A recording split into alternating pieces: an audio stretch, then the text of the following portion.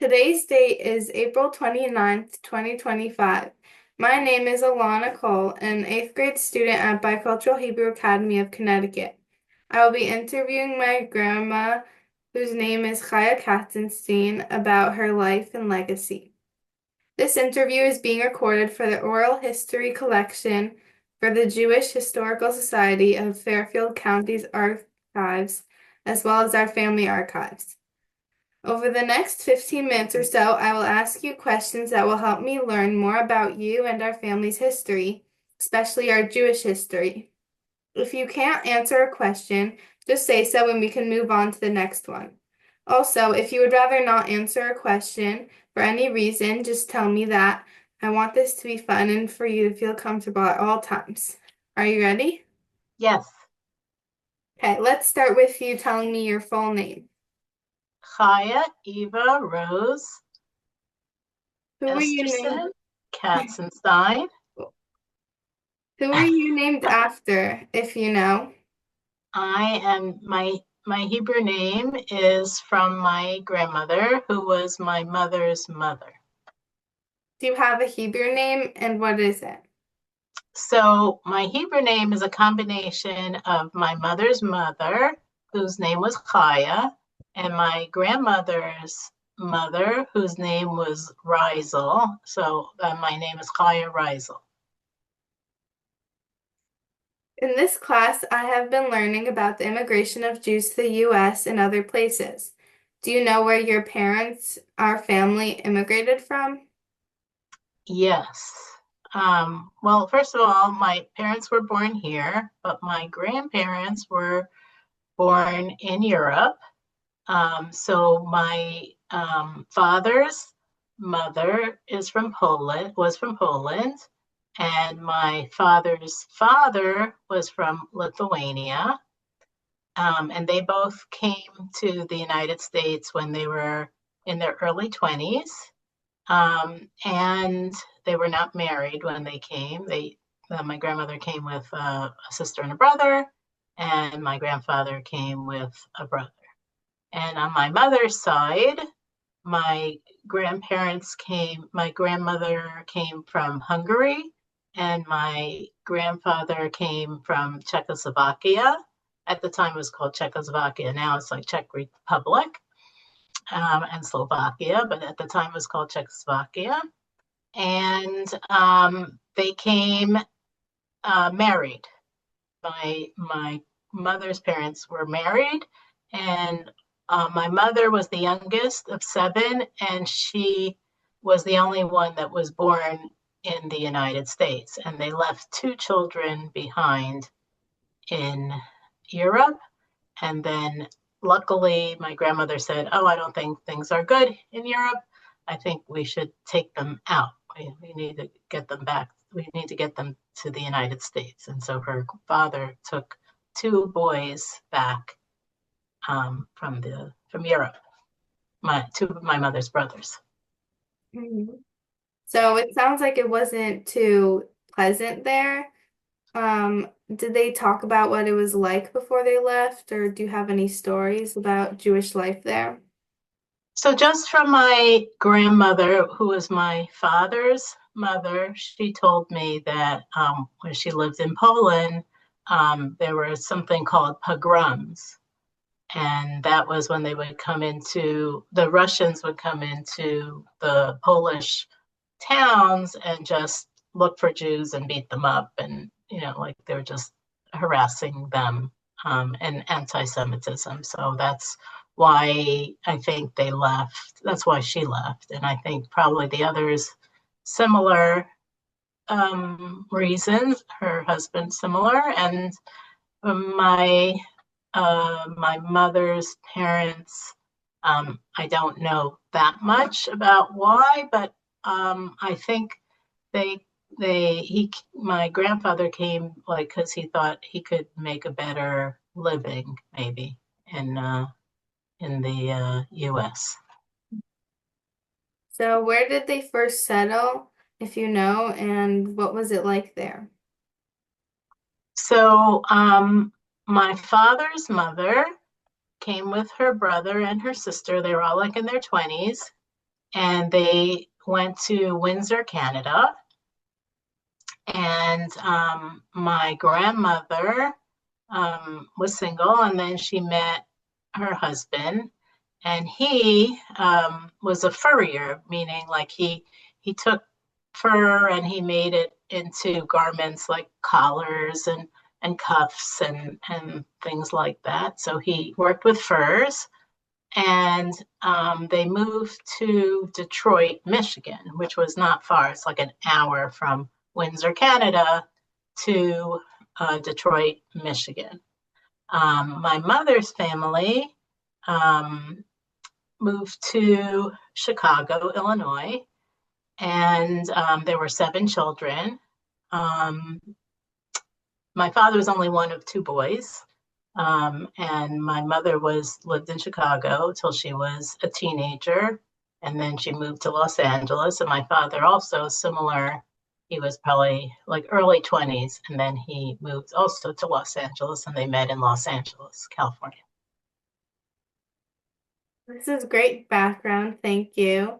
Now I Sure. would like you to take out the item or artifact that you brought to talk about today. Oh, okay. So this is something that I don't know if a lot of our family knows. I know some of the family knows about it, but not all the family knows about it. Especially, I don't think grandchildren know about this. But um, so when my parents passed away, my father had in the house, when we were cleaning out the house, we found letters in Yiddish that were from his uncle who had come with my father's father. So it was the 2 brothers came into Detroit, and this uncle, his name was Gedalia, who my brother Gary is named after. So this uncle Gedalia still had a family in Europe. And his idea was always to bring his family back, bring his family to the United States. Since he arrived in the U.S., like he was constantly trying to get his family to the U.S., but they didn't have all the necessary paperwork. They needed birth certificates, and they needed um, passports and all those things. And it was in the late 30s, 1930s, when they were trying to come here. So he would write letters, and they would write letters to him. So I inherited the letters in Yiddish from my uncle's family in Europe. So what I have my artifact is the letters that um, my grandfather, my grandfather, my great, my not my grandfather's brother um, was writing to his family. I don't know if you could see here. Can you see it? It's a little blurry, but it's okay. Oh, I'm not sure. Maybe I could. Maybe because it's the background, I You can could. just describe what's on it. Okay. Hold on one second. Let me just see if I could do this. One second. I'm just okay here. I'm gonna unblur the background. Okay. See it now? Uh-huh.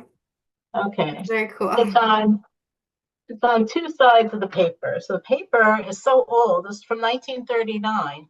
Hmm. Okay. So this paper is so old that it was d kind of degrading. It was not really paper over time doesn't do well. Um, So I just recently started getting them translated from my cousin whose husband speaks very fluent Yiddish. So now I know things about my great uncle and his story about like the people in Europe would write to their father, to the husband, the wife would write to the husband, And his brother would write to him, like all the family were writing him in these letters. So, I got an idea of what their life was like in Europe and what they were doing and how they were thinking about what was happening in 1939. And it's from, if you see here on the top, it says in English, I don't know if you could see, the only English it says is Lumza. You see Lumza at the top? Uh-huh. So that's a town in Poland. Okay. So I have probably 100 pages of letters Wow. over the years, and he would send them money because they needed money, and he would say, "When are you coming?" And they would say, like, "Well, we went to the consulate, and we tried to, we're waiting for the approvals for us." I don't know if you could see all these. Yeah. Thank you very much for showing me it. But now I would like to ask a few questions about your life growing up. Okay. So, where did you grow up and who lived with you growing up? Okay. So I grew up in Los Angeles, California. I have one brother, and he's 8 years older than me. So, and I have my parents, and my brother was sometimes going to like yeshiva in New York because there was only one school in Los Angeles. So, like a lot of the times, I was like alone. But yeah, so it was me and my brother. So, tell me something about your school life, your favorite teacher, favorite subject. So, um, I think always since like elementary school, I liked learning about science, like specifically like biology Mhm. and physiology, anatomy, like about like the body kind of science, stuff like that. Yeah, always Mhm. that stuff. So what did you and your childhood friends like to do for fun? So I had two really good friends who lived on my block. And since like I was a baby, and we would play together like all the time, and we were always together. Um, and they both had brothers that were 8 years older than them. So I thought the whole world had, like, I thought that was everybody in the whole world had like, one brother who was 8 years older than them. Mhm. But so we used to, like, when we were very little, we used to ride bikes. And then as we got older, we played like tetherball, or we play like other other games, take walks, go Mhm. places, yeah, stuff like you do. Mhm. Did you get to go to shul on Shabbat? What was that like if you did? So there was a shul. It's also a Young Israel. It was the Young Israel of Los Angeles, and it was 3 blocks away. And but it was like in a city, like walking in the city, like downtown Stanford, kind of like that. Um, and there was a women's section up top and a men's section on the bottom. And Mhm. they had a junior congregation. But my uncle was like the head of the junior congregation, and we'd learn Parshat HaShavua and do davening together, like as a like seventh grade, fifth, sixth, seventh grade. Mhm. Um, when you were younger or a teenager, did you have a bat mitzvah? I did not. So at the time, Orthodox girls did not have bat mitzvah. Um, the conservative girls did, but Orthodox girls did not. We all had sweet 16s. That was just Really? like the thing that we did. Like it was a big deal to have a sweet 16. What was that like? It was like a kind of like just like a birthday party, but it was like somehow like a milestone. Mhm.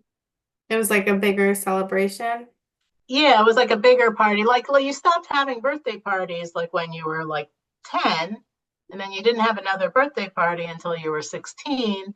And then it's like, did you ever hear like a debutante ball? It was kind of Hmm. like a big party Oh, for a okay. 16-year-old.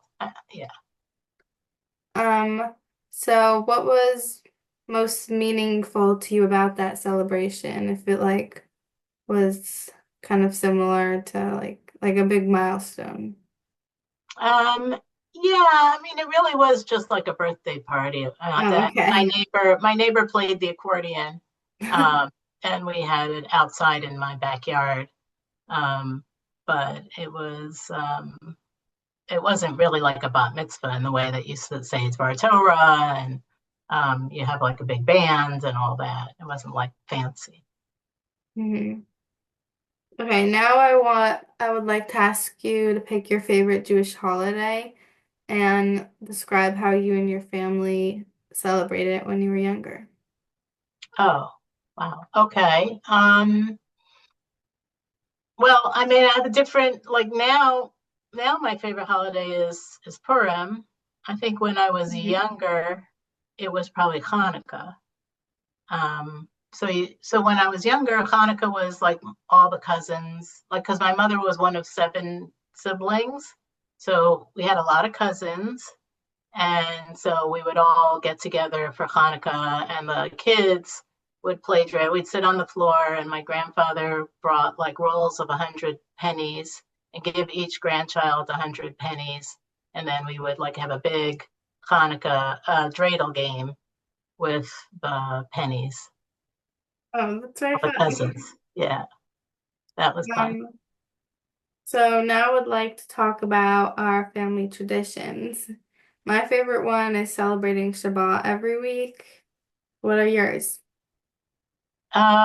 Well, I like Purim because, it's just fun.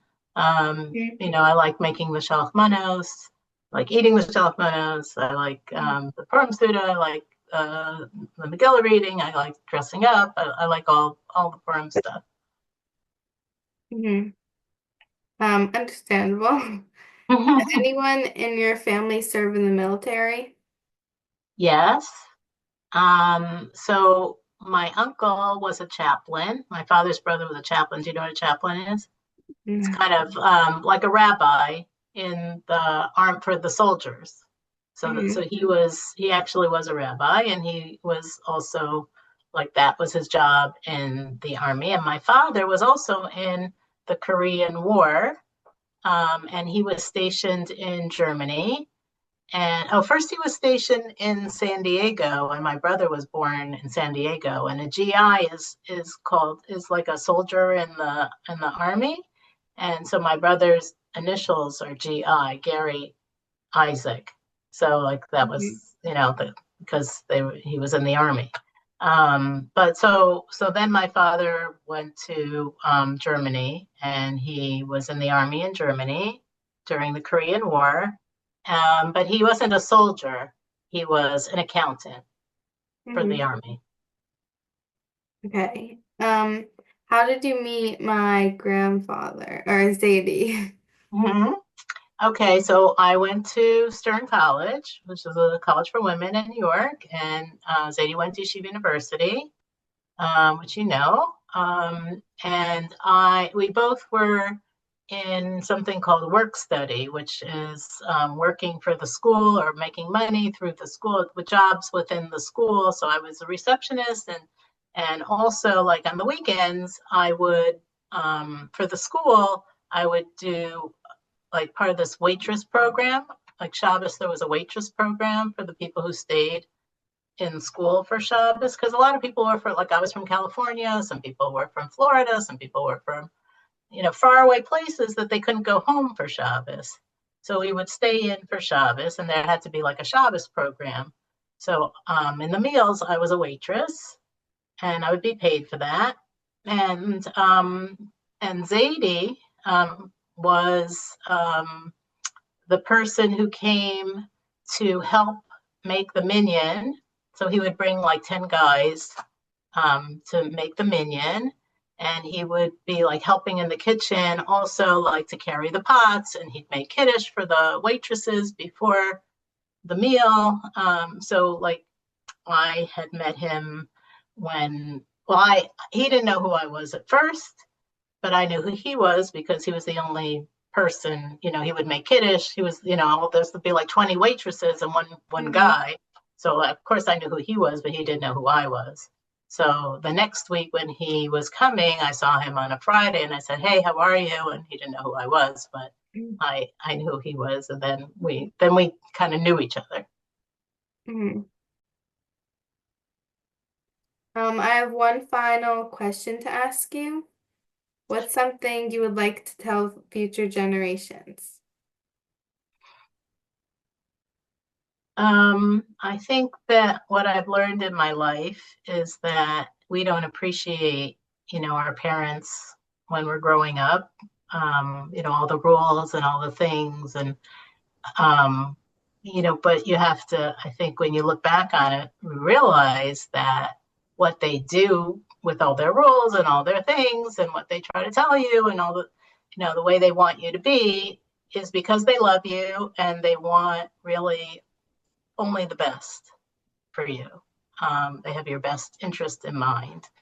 And if you really think about the values that should stay with you, and they help you grow into the wonderful person that you are, and be confident in that, and be confident in the Jewish values that they're trying to give over to you, and that they're really important. And you have a good life, but some days you have challenges, and throughout your life you need that strength from the values that they gave you to hold on, to know that you're not alone, and that Hashem is with you, and you can give your problems to Hashem and daven to Hashem, and Hashem will give you strength to overcome your challenges. Okay, thank you. Thank you so much for doing this You will. interview with me. Have a My great pleasure. day. You too.